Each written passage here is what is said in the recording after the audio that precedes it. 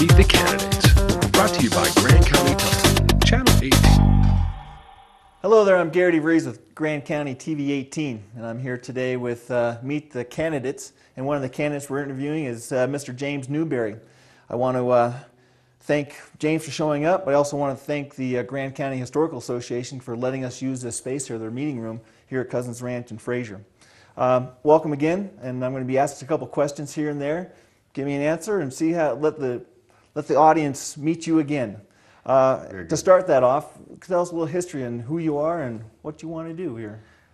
James Newberry, and I've moved to Grand County in 1979. Ever since then, I've been involved in the community. I started coaching Little League. I think the first summer I was here, fell in love with Grand County, fell in love with the Fraser Valley, and I decided to make it my home. Met a woman from Minnesota, Chris Wells. We got married, had a couple of kids, and raised them, and have been involved in the community, like I say, since day one. Ever since, yeah. Ever since, and it's just been very rewarding, the whole experience, and can't think of a better way to have spent my life, other than the Fraser Valley.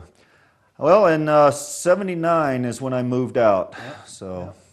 Yeah. An old timer there almost. Well, no, I'm almost a local now. What do you think is your biggest accomplishment up here right now in all those years? There's one thing. Okay, we'll come back to that. Well, no, that's fine. I would say overall, I would say my most fulfilling or most rewarding accomplishment is maybe, and this is going to sound a little corny, but getting asked to do the graduation speech last year at Middle Park High School. You did a great job. By that. Thank you. I mean, it was just for the kids that you coach and that you've been around all this time. To think enough of you to ask you to do that, and it was very rewarding. I would guess along work line, I was on the Fraser Valley Rec Board for 12 years, and we actually built the sports complex. We refinanced the bonds on at the golf course, and were able to leverage that money and get some grant money and build the Fraser Valley sports complex, which I have been extremely proud of. I think as far as the county's concerned, I would say that greatest accomplishment hopefully is to come, and that is the water deal that we've put together and that we are trying to finish up at this point. Mm-hmm. So we'll get back to that one. We can come back to that one. There, we can do a whole day and a half on that one if you wanted to. Or longer. Yeah. Let me go with this as we meet the candidate here. In your time in office, what have you done to boost the economic development and spur the growth in our county here? You know, over the years. That's a great question. We get asked that a lot now as far as what is government's role. Because I'll take it back to a little bigger view, and then I can zoom back in on it. But my view has always been that government's responsibility is truly in infrastructure. And that's what we've tried to try to have. We have our roads, our bridges, our airports, everything we have that helps out with our basic livelihood and our quality of life. Mm-hmm. And I believe that infrastructure is there. It's interesting. I would say 7-8 years ago, when everything was blowing and going, all private enterprise would say, government, just get out of our way, streamline the process. We don't want anything from government. Now that we're in a downfall, then people are looking to government to see how government can be a part of economic development. And that's what you have to do. You have to adjust. I mean, there's times when they want government, times when you don't want government. What is our role? We have hired an economic development person. That's the first person we've hired in a new position in quite some time in Grand County, and we can come back to that because of finance. But we thought it was important enough to see what government role should be, and right now we are out exploring that. One of the main things that I'm pushing for is broadband and internet service that would increase speed and give us a more use and get higher volumes pushed through on the broadband. And I think it's not going to really draw people here, but I think that's what businesses and people who might move here, they expect that in this day and age to have cell service to have. Are we that far behind from other communities, other ski areas? We're not that far behind, but what we need to do is work on our backup and some loading. We can't quite push some the volume that we need to push sometimes. And if something goes down, what is the backup plan? That's why I'm trying to work with Routt, Moffett, Jackson counties to try to come up with backup plans on that. But so that's just one part of it. We, as a member of Northwest COG, which is Summit, Grand Eagle, Pitkin County, Jackson County, we come together and try to look at what are things that we can bring into the county and help stimulate. It'll work here. And before I jump to that, really, I want to come back to my main focus on economic development is the businesses that are in business today. These are the people we need to keep in business. I'm still seeing storefronts starting to close. I mean, I just saw it down in Fraser the other day. The Ditch looks like they're closing down already. We need to keep businesses in business, and then we can worry about bringing other types of business in. What fits here? That's going to be the dilemma. I don't think you're going to get big manufacturing businesses, those type things. But at the same time, if they're available, let's go out there and try to be competitive to bring them into Grand County. And you got an economic advisor you just brought in. This is the first one we've ever had up in the county up here? That's true. We have not, again, we have depended more on the Chamber of Commerce in each one of the cities, the Grand County Tourism Board. They do the marketing, they try to, but that's more really... Is there a budget for this person? Oh, yes. Okay. Yes. Okay. But what we have seen is those were leaning more towards what I was saying, the chambers and the tourism board. They were leaning more towards the tourism, which is still bottom line. That's our number one driver in the county, and that's what we want to continue to protect. But what else can we bring in? And we decided to go with an economic development person, and this will be the first year. We're trying to see what we need to put in, how much we need for that budget. And budget time is coming up right now. So, and we've got some ideas. We've already got some feedback from some of the chambers and towns of some things we can do right away. So we'll have those things budgeted for. And is this a person that was in town itself, a local person, or was this brought out from a bigger source, a bigger company, or is this? This is a local person. It's Diane Butler. Okay. Diane Butler has been around. She's run businesses in this county. She's cooperated with other businesses. She's got good ideas. She loves Grand County. She knows Grand County, yeah. And that was actually when we put out the job, we had people from all over the state. We had a couple of people from outside the state come in and apply for the job, and we narrowed it down to that. Should we have started this early with this economical development? You know, that's all. Yeah. Crystal ball style. Yeah, crystal ball. Sure. Looking back at it, but at the same time, maybe it's just right. I mean, Granby started in with they had a little, I forget the name of it. I think it's Sonoyan. No, that's not right. They've got Patrick Brower has been put in place, and he has a niche, what they're trying to fill and how they're trying to move and help businesses get started in Granby. This dovetails right into that. It fits real well, and I think it'll that Diane's position will dovetail in well with the chambers. But, like you say, is it too? It's never too late. Could it have been done earlier? Many businesses and families they're closing the doors and leaving Grand County. Right. Do you believe that this is healthy to thin the herd, you might say, to let the economy drive the people out, or should we have started this earlier, or can we still save it? I think that when we had the census done, I'm going to come back to directly answer your question. When the census was done, I think it said we had like 14,000 people in the county. I would say, and that was when we were blowing and going. 2010? Yes, that's kind of the end of when we were blowing and going, and all the building boom was going on, and everybody was coming in. A lot of people, tradespeople, came in. Some of the businesses that have been in business for quite some time, builders, expanded their businesses quite a bit. When it died off, driven by the economy. That's really what pushes is the private sector. Were we going to be able to save those jobs from the building boom? No, that was a much bigger picture than what we had. Are we going to be able to keep the ones, some of the people who came in? Yes, probably so. But a lot of those people that are leaving are looking at economic chances somewhere else because they are in a trades business or something along those lines. So it does ebb and flow. Yeah. In the 80s it went up and then went back down. So kind of the same thing. Yep. Do you happen to know what the kind of building rate we have right now, the percentage of building that's going on in the county versus, I know it was really high a couple of years ago, but it was everywhere, but I know we've dropped down quite a bit. We've dropped down a lot, and I can't really give you exact numbers because we used to do building permits for the entire county except Winter Park. Winter Park and Fraser and Granby now do their own building permits, and that's a lot of the building is taking place in that. But we're starting to see some building permits come in through Grand County, but again, I just don't, I'm not an economist, so don't get me wrong here, but I think that the economy that we had when everything was blowing and going and we were putting in a lot of second homes and speculative homes, those type things, that was a false economy.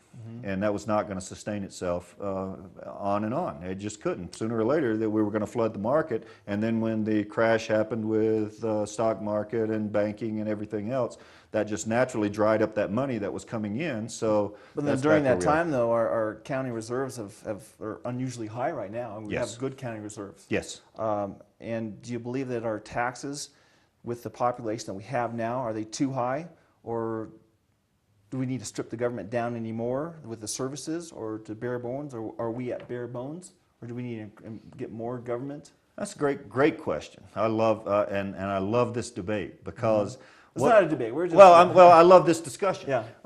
Because you know, it's where you want to be. And I get people who tell me, well, you've got these reserves built up, and I turn around and say, well, we're debt free. During the good times, we actually saved up some money. We put some money aside because we knew things were coming, and we knew that the property values were going to go down again.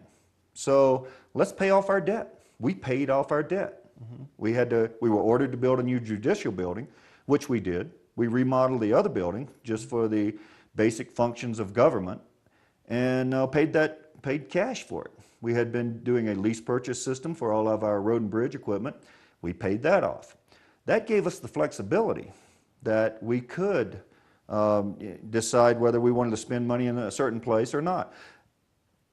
Once we paid everything off, though, we continued to, how we built the reserves up was to take money that we would have been making payment on that lease purchase and put it towards the road and bridge fund to buy new equipment.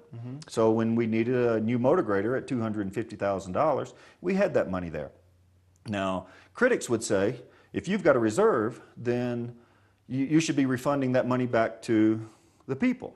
And I wouldn't say lower taxes, but rebate according to the Tabor Amendment. And my answer to that is, well, then I will have to go back in debt when it's time to buy that new equipment. I think our job again goes back to infrastructure. Plow the roads. You expect your roads to be plowed when it snowed.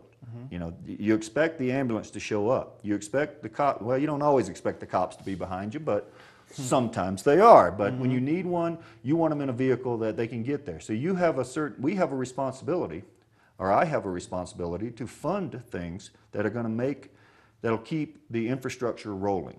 And so I don't want my road and bridge people out there in some old equipment that's going to break down every time we go out. Now there's a fine line there. Some of the old timers will tell you, well, you need to run to 10,000 hours on a motor grader before you ever think about trading it in. That's about where we are. I mean, we're a little bit shy of that, but once you start getting into the repair and maintenance, you know, that starts to drain on your funds also. And so what we try to do is keep those at a balance. We try to balance. So then what kind of changes do we need to make in the coming years to keep that balance with the taxes and the services? Because we've lost a lot of people, we've lost the tax revenues coming in. We have a higher base right now, but we're going to delete that. How are we going to build the coffers back up with the least amount of people? Well, first of all, if we manage our coffers the way we should be looking 2 years down the road. We are always looking 2 years down the road. This budget cycle this year, we said last year, we're going to have the same revenues. We'll have essentially the same revenues. It won't be exact, but we know that property values will go down a little bit. We feel like with all the sales and everything that has gone on, we'll probably drop another 10 to 15%. That could be as much as $2 million revenue out of the property tax. So we have to look ahead and say, okay, how are we going to operate in the next 2-year cycle after this year's reevaluation.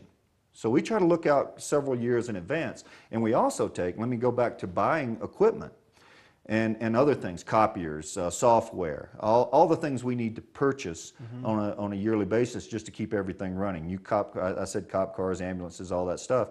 What we do is we have it on a 5-year capital reserve payment plan. We look out 5 years and we tell people, what do you need to replace? And how we pay for that is sales tax. And the idea behind that is if sales tax are down, maybe we can push it out a little bit. We can't buy as much that year. We might have to push everything back some, just like you would do your own finances. If you don't have the money, and that's what I'm told, if you don't have the money, don't spend it. Yep. So and a lot of families are finding that right now. We don't have the money, we can't spend it.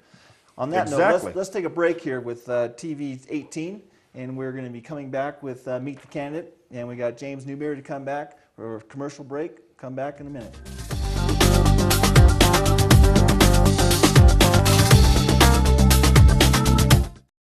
Meet the Candidates. Brought to you by Grand County Television, Channel 18.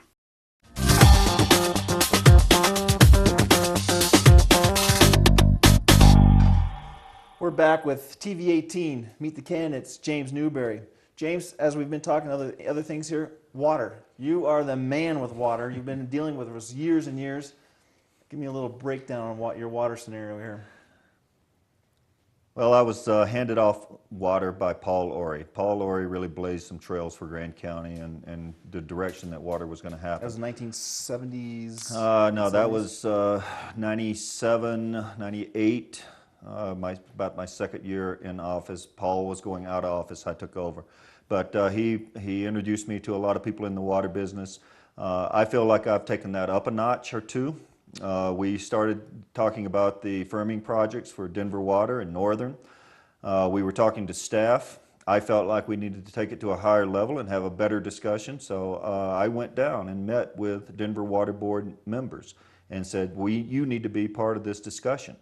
The then Mayor Hickenlooper, felt the same way. We had a meeting with him, and we basically talked the Denver Water Board into coming into the discussions and doing what's right for the river, doing the right thing. They could have come in and done their project without doing any enhancements or anything else and looking for the mitigation. What the common bond was what's good for the rivers, what's good for the environment in Grand County is good for all of Colorado. It is our lifeblood. I mean, we know that water is our lifeblood and the environment is our lifeblood. That's what we live off of here in Grand County is the tourism, and that's what they come here for. So we went on a campaign to protect that. We didn't know it was going to take 7 years to do, but there's a lot of moving parts. I can't sit here. We would be here for another day if I tried to put the whole thing together, but there are some great articles that were in the Sky High News. And if you just go to the Sky High News and Google some of the articles that came out on the East Slope, West Slope, and some of the negotiations that have happened, that's a good place to start. Or just Google James Newberry and Grand County, and a lot of that stuff will come up. So I would advise people to do that. Are we still in the negotiation period, or is it over? Well, we've signed an agreement with Denver Water. We are in negotiations right now under 1041 permitting authority that Grand County has with the municipal sub-district of Northern Water Conservation District. So that is in process, but what has come out of it is a lot of enhancements and some of the mitigation and some of the talks that we have had. We are able to bring water, wet water, to Grand County, do reservoirs in Grand County, work together on a learning by doing process, an adaptive management plan that if something's working, then we keep going with it. If it doesn't, then we can adapt. We can change our plan, and we work together. Everybody's, so nothing's set in stone right now? Not right now. We've got to wait till the end of the period for when we make the decision on the 1041 regulations. We've got to make sure, well, we've still got about 60 days before we make that decision. A lot of things are still floating out there. How we're going to take care of Grand Lakes water quality issues. What are we going to do with a bypass or buy-through at Windy Gap? What needs to happen in the rivers themselves? Do we need new channelizing? Do we need to do things physically in the river to make that happen and then monitor it? That's the key. We got to do stuff, but then we have to monitor it and make sure we stay on top of it, because if we don't, then it can just go back to where it was. And we the way don't it want is that. right now written, will you sign it? I can't tell you right now because we have not seen all of the IGA, which brings everybody together and makes them do that. If all of that is put together, certainly. It is. It's been somewhat of a hot political button, but I think it is the best thing for Grand County's water, the Fraser River. Without these agreements, we cannot save the Fraser. You know, you see the signs everywhere, save the Fraser. We're trying to do that. We're trying to keep Grand Lake blue. And we've got a method to do that. We're trying to not suck the upper Colorado dry, and we've got a plan in place to do that. Okay. And we've made relationships with people and the Bureau of Reclamation that have never been done before. We have done things that I am so proud of that little Grand County has been able to do. That yes, bring in more entities to solve something. We've got the right people in the room is the issue.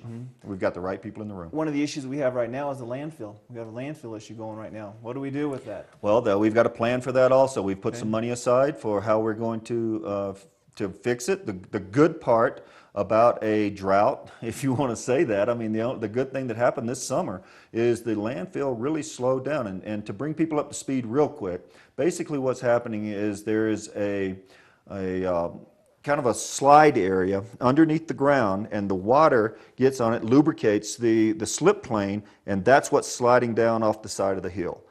If we can dewater that stops the movement. And with the low water this year, it actually came to almost no movement at all this summer. That is very good news for Grand County. But hopefully we're looking for the big old snowfall, we're looking for the big water to keep everything going, to keep the rivers going. Correct. So we put pumps in on the uphill side. We dewater, bless you. We dewater, and that takes the lubrication away, and that stops it. I think we can continue to do that. I think it's only going to move a little bit. If that does not work, then we have to look at other things as far as building some type of barrier to stop it down below. I don't believe that's going to work. We talk about digging it up and moving it. Are other water reservoirs or rivers close by it? Are they going to be possibly affected by it? You know, I don't think it's going to get that far out. I mean, we would be in more of an emergency mode at that point. We're in constant touch with the state of Colorado. They are there with us side by side. They're watching what we're doing and how we're monitoring. We have hired some people from Colorado School of Mines that are experts in this area. So we're trying to bring good people together to try to solve our problems. Same way with water, same way with this. Anytime we do this, it's not necessarily a county commissioner who's going to come up with the ideas. If people think that a county commissioner is going to come up and figure out how to stop a landslide, they're wrong. They're missing the point. You get the right people in the room and you make that happen. And have the finances there that they can do it. Being a county commissioner for a long period of time right now, involved in Grand County politics, what do you want to tell the voters right now, to our audience on TV 18, to vote for you? To vote for me, it's about experience. It's about institutional knowledge. It's about the relationships that I've created all through the state, not only in the county, but through the state. And going back to Washington, we've made the right connections to help and be proactive in the problems that we have. Not many county commissioners have been able to do that, and I'm very proud of the fact that I do that. I say that my leadership is more like my coaching. As you know, I coach up at the high school. I'm involved in the community, but I put people in the right place. That's my job. And if they do not perform, then you put somebody else in the right place. So I feel like using that management style, I've been able to make Grand County strong financially. We're well respected for what we've done in water and how we deal with issues, and the respect that we bring around the state is something that I'm very proud of, and I think that I want to keep going and for the people of Grand County. I represent all of Grand County, and I'm very proud of that. Good job. And TV 18 wants to thank you for showing up here today and give us some of your comments and your ideas. Appreciate you being here. For TV 18, I'm Gary DeVries. We'll see you in the next edition. Meet the Candidates.